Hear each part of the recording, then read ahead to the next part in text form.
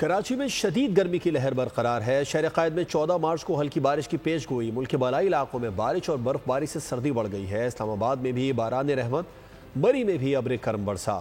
24 گھنٹے کے دوران کوئٹہ اور گردونواح میں بھی گرج چمک کے ساتھ بارش کا امکان ہے۔ ملک میں موسم کے الگ الگ رنگ، کہیں بارش اور تو کہیں برف باری، کہیں شدید گرمی کے وار جاری۔ کراچی میں موسم کے ستم پارہ 39 ڈگری کو چھو گیا۔ جھلساتی دھوپ اور لو کے تھپیڑوں نے شہریوں کو بے حال کیے رکھا۔ محکمہ موسمیات نے گرمی کی لہر 12 مارچ تک برقرار رہنے کی پیش گوئی کر دی۔ خیبر پختونخوا کے شہروں سوات، دیر، سعید و شریف، کاکول، بالاکوٹ، چترال اور پشاور میں بادل برسے۔ استور، وادی کمراٹ، لواری ٹنل اور دیگر علاقوں میں برف باری۔ ہنزا، اسکردو، بگروڈ میں بھی باران رحمت، ٹھنڈ بڑھ گئی۔ مظفر آباد، گڑھی دوبٹہ، راولہ کوٹ اور کوٹلی میں ابر کرم برسا۔ وادی نیلم میں بھی آسمان سے روئی کے کالوں کی برسات ہوئی۔ سردی کی شدت میں اضافہ ہو گیا۔ آئندہ 24 گھنٹے کے دوران کوئٹہ اور گردونواح میں بھی گرج چمک کے ساتھ بارش کا امکان ہے۔